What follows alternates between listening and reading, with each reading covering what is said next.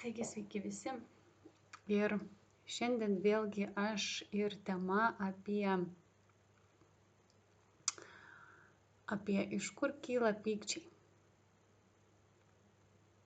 Tai netikėtas toks klausimas, iš esmės, kaip plauks, aš taip į tą klausimą ir atsakysiu. Ir dėl ko žmonės pykstasi. Pykstasi, ne? Bet kažkaip tai pykstasi. Pykčiai visada, ne visada, bet galbūt kai kuriais atvejais kyla iš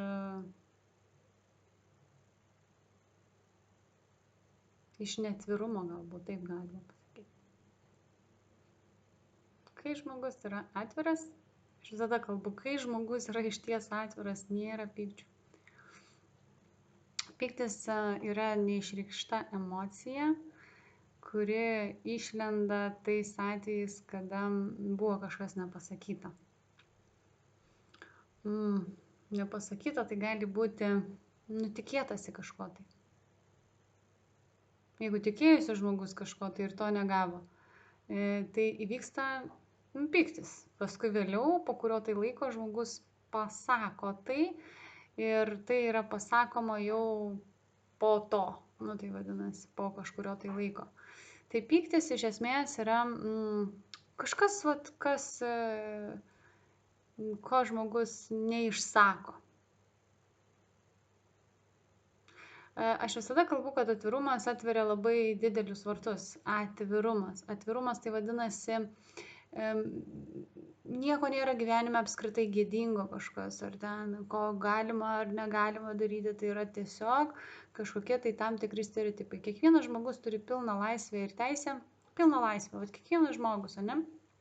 Sakyti tai, ko nori, arba ko nenori, kas patinka, kas nepatinka, ko norėtų, ne?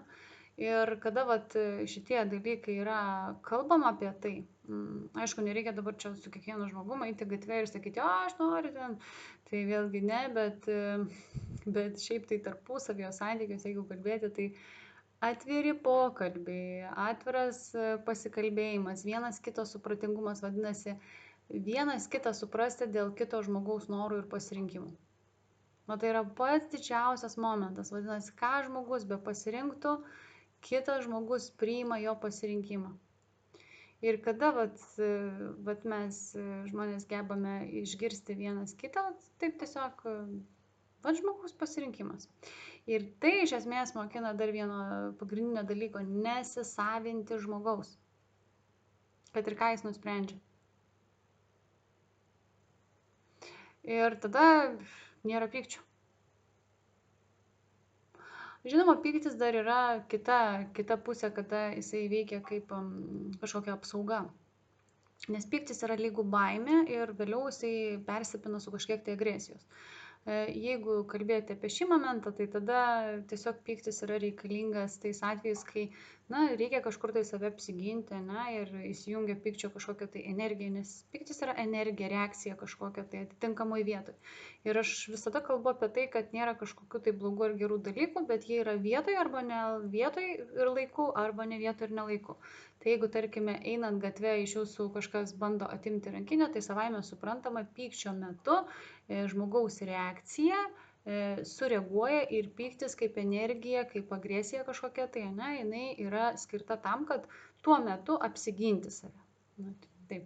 O jeigu kalbėti apie tarpusavio santykius, tai čia jau yra kitas momentas. Tarpusavio santykiai jie yra pykčiai ateina tais atvejais, kai vienas kito nesusišneka, nesupranta, nori, kad suprastų, ar ten dar kiti kažkokie tai dalykai. Ir tai yra komunikacija. Būna kyla kažkokios tai vienos ar kitos emocijos, aišku, santykyje, ne? Tai visada aš duodu tokį vieną pagrindinį įrankį, niekada nespręsti ant karštųjų kažkokių tai tarpusavio santykių. Vadinasi, vienai pusiai reikia, aišku, būti galbūt išmintingesniai, arba ir kitai reikia žinoti tą momentą. Geriau palaukti, kol emocijos nurimsta, jeigu tai yra namuose, tai vadinasi, išeiti pasivaikščioti. Grįžus jau tada sėsti ir sakyti, gal pasikalbama, ne? Supratau. Tai va, gal tada pasikalbame. Ir žodžiu, vat, toks tai momentas yra, kad pyktis, vat, būtent yra šitas dalykas. Tai pykčiai, dėl to, kad žmonės arba neišsako, ką norėjo išsakyti, arba gali būti kažko norėjo, bet kažko tai tikėjos irgi nepasakė. Arba tarkime, bet tai iš esmės yra vienas pagrindinių dalykų. Ir aš visada kalbu apie vieną tokį subtilų momentą, apie lūkestį. Lūkestis jisai iš esmės yra tai, ko žmogus tikisi. Na, įsivaizduokite, jūs kažko tai žmogaus tikitės. Ir kai jūs kažko tai žmogaus tikitės, jis to nežino, kad jūs to įtikitės. Ir tada tas žmogus, nežinodamas, eina į kažkokį tai ryšį ir santykių su jumis, ne? Bet jūs jau turite lūkestį. Aišku, kai kuriems tai yra įdomu ir tame yra visas įdomumas, kad, neva jis nežino, bet gal kažkaip tai aš jau esu kalbėjusi apie šitą momentą vienoje video, būtent apie pažintis, kada atvyksta pažintyse, kada žmogus neįvardyja iš esmės, ko jisai ieško. Kartais sako vieną, o iš tikrųjų ieško ko kito, tarkim, ne? Tai tais atvejais čia ir įvyksta tai, kad pats žmogus tada pats save ir apsigauna, galima sakyti, nors iš esmės, kad ir kaip ten bebūtų, viskas, kas vyksta santykiai, iš tikrųjų vyksta tai, ko žmonės iš tiesų nori. Ir čia yra proto žaidimas. Ir tada, kada įvyksta tai, ko iš tiesų žmogus norėjo, būna taip, kad sako, aš to nenorėjau. Tai čia yra tiesiog programa tokia, galima sakyti, žmogus, viskas, kas vyksta žmogaus gyvenime, iš tiesų tai to nori. Bet tai ir yra subtilus momentas, labai iš esmės gali paskui išneigti nebent tai, tarkime, dėl kažkokių tai priežasčių, tarkime, įvyko kažkas, ir neįvyko gal visai taip, kaip galbūt buvo tikėtasi, bet po to sako, aš to nenorėjau. Iš esmės, viskas, kas vyksta žmogaus gyvenime, jis iš esmės to nori. Ir kada žmogus pripažįsta savo tai, kad iš esmės pats to norėjai, tada tu tiesiog pradedi mėgautis tuo. Nes jeigu tu išneigi, vadinasi, tu nepatiri pasitenkinimo, malonumo tai, kas įvyko.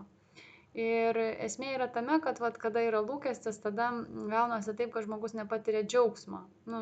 Daprasme, įvyksta kažkas, tai, bet buvo tikėtasi kažkaip tai kitaip galbūt, bet įvyko kažkaip tai, bet iš esmės įvyko taip, kaip žmogus norėjo.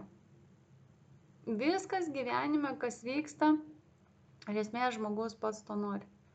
Ir dažniausiai būna taip, kad kada jame tai nutinka žmogui, kažkokios tai situacijos, labai svarbu tas situacijas priimti. Ir kada žmogus įeina į tas situacijas, priimdamas tas situacijas, kad jos būtent taip įvyko, tada žmogus išeina iš vidinio nepasitenkinimo kažkokio tai, ar kažkokio taip išnyksta pyktis iš esmės. Nes pyktis ir yra tas momentas, kad žmogus pats negali savo pripažinti, kad viso to, ko norėjo savo gyvenime, tai jam ir įvyko.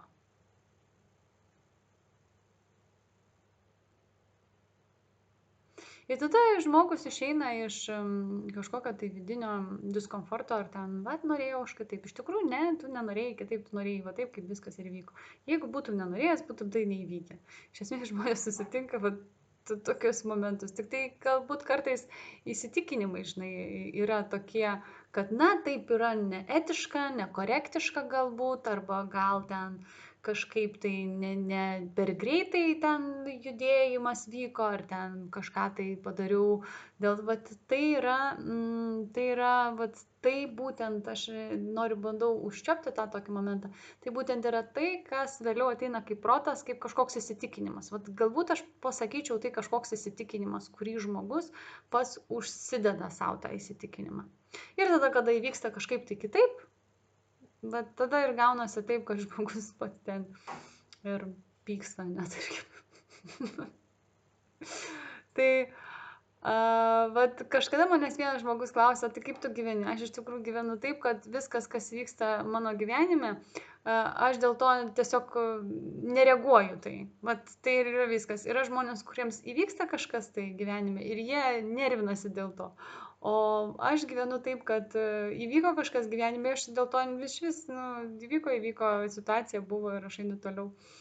Aš nesinervuoju dėl to, vat, galbūt taip galima pasakyti.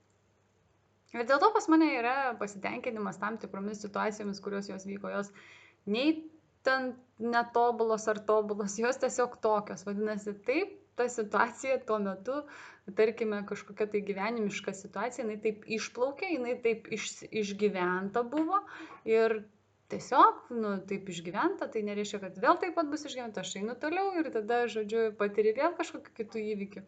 Ar ten kiekvienas tavo poelgis kažkoks vėl tai kažkaip tai keičia. Kažką supranti, suvoki kažką, tai kažkokia supranti, kad kažkokiu rezonansu galbūt žmonės susitinka, nes iš esmės mes susitinkam kažkokiais tai vienais ar kitais rezonansais vieni su kitais.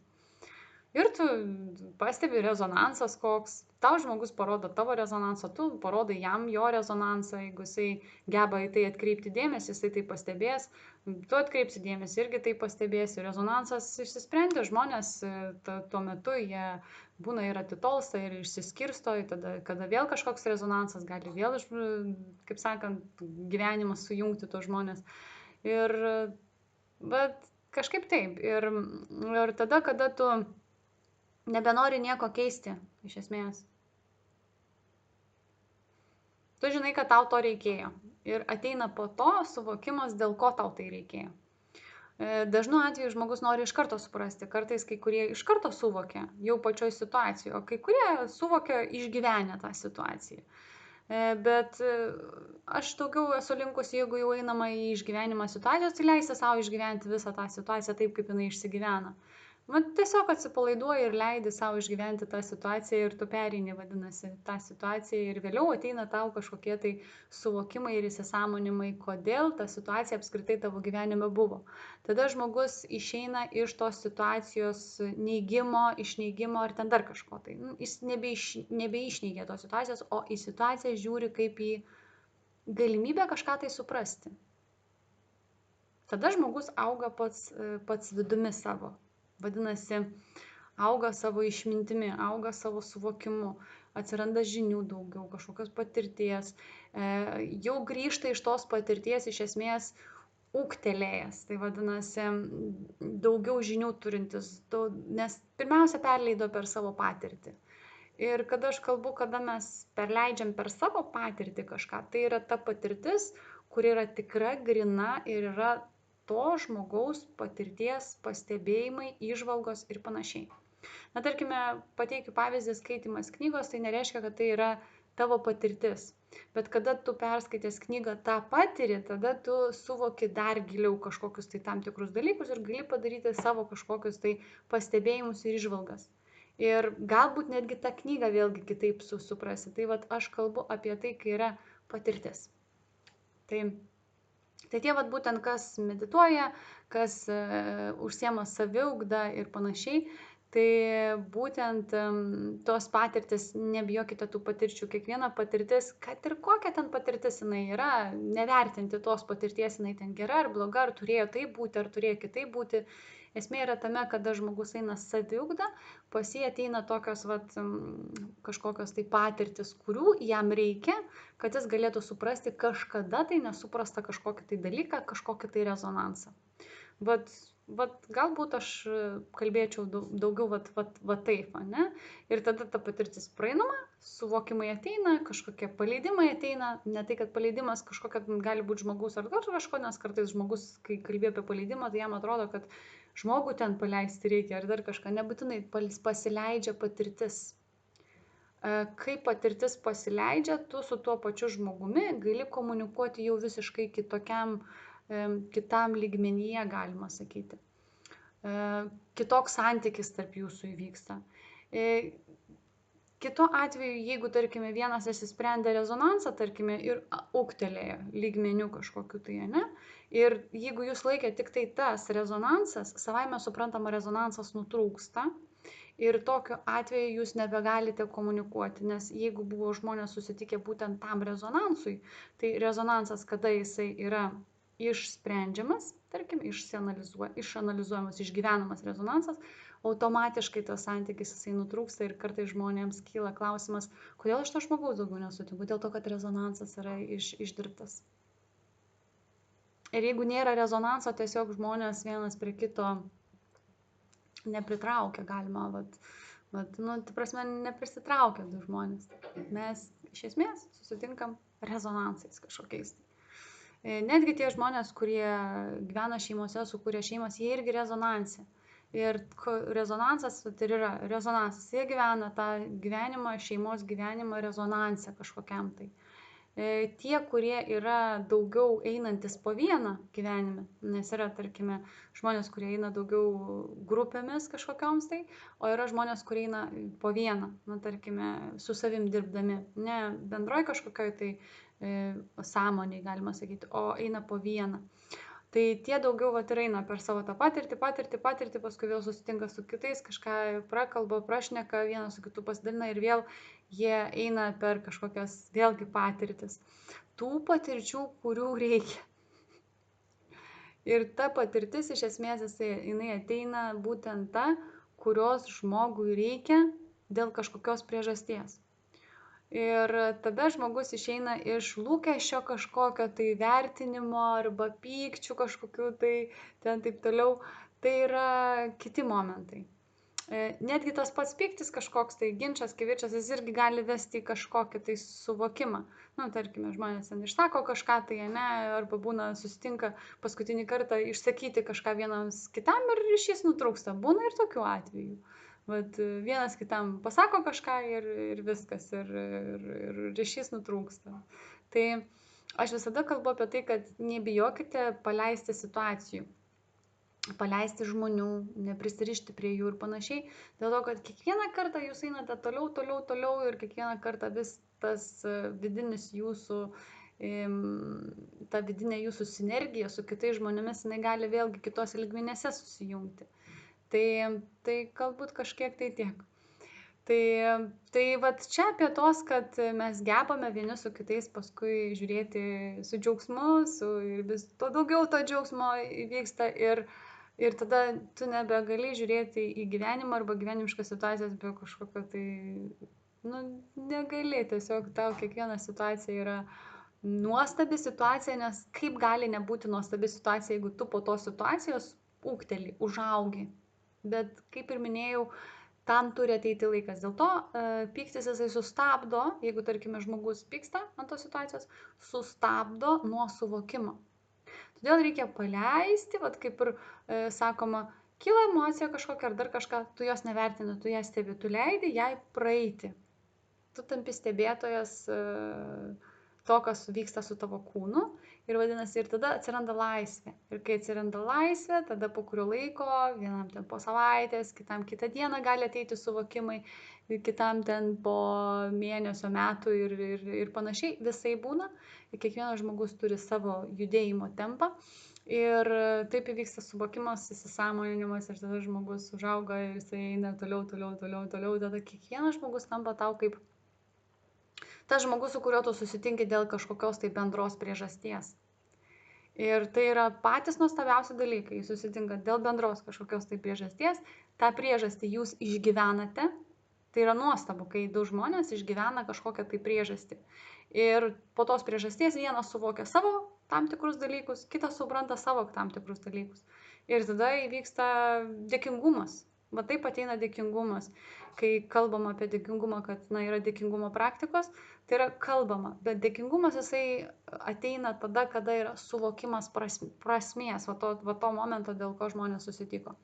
Ir kai rezultate visada išeina viskas į gerą, į šviesą, kaip aš sakau, tai dėkingumas natūraliai ateina. Ir tam žodžių nebereikia. Ir tas žmogus gali pajausti, nors jūs galite būti ten atstumais pačiais didžiausiais, gali pajausti dėkingumą tavo. Ir lygiai jis taip pat gali jausti tau dėkingumą ir tu tai jausi. Ir tai yra patys tokie nuostabiausi dalykai, kada nebėra tikslo dėkoti, nes padėka jinai ateina energetiškai. Jausmu kažkokiu tai. Tiesiog. Tai neįmanoma kažkaip tai kitaip, nes tai vyksta natūraliai.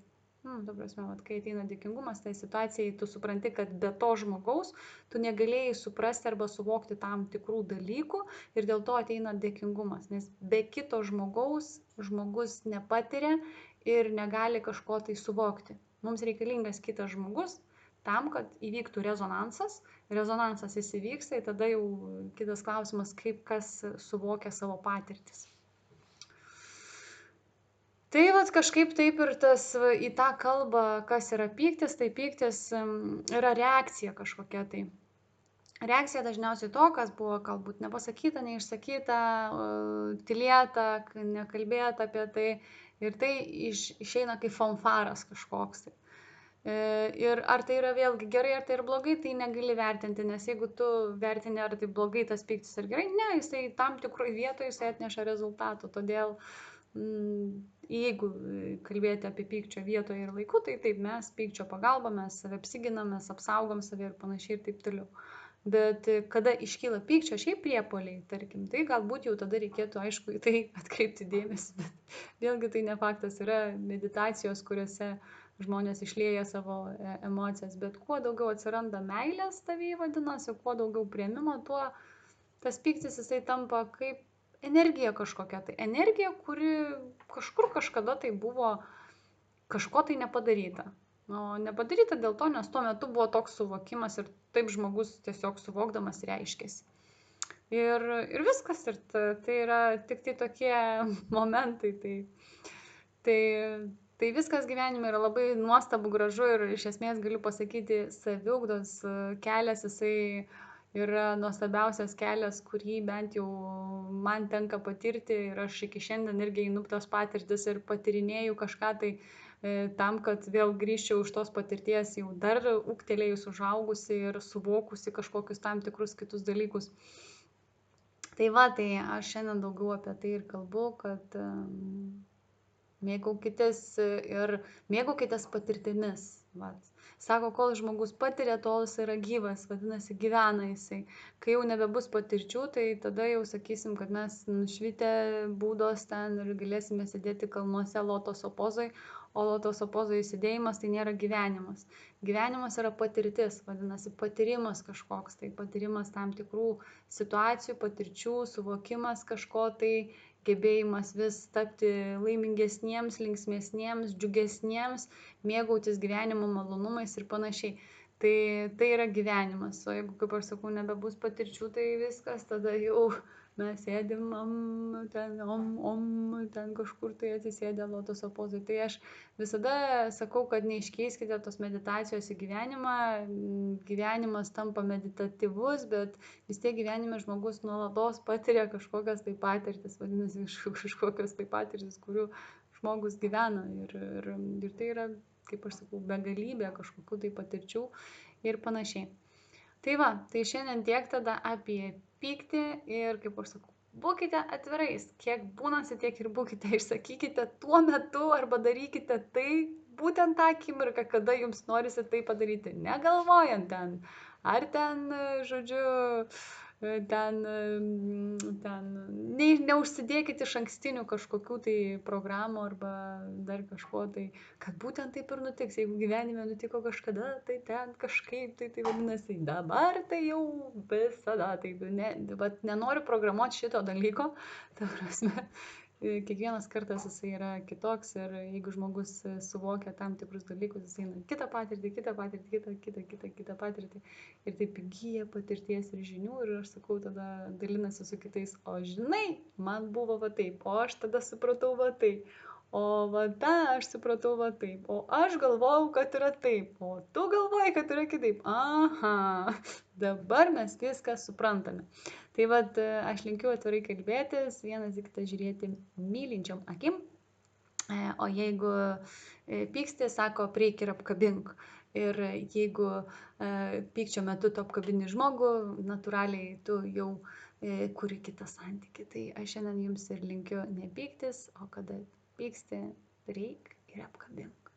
Tai šiandien tiek, tada iki susitikimų ir iki.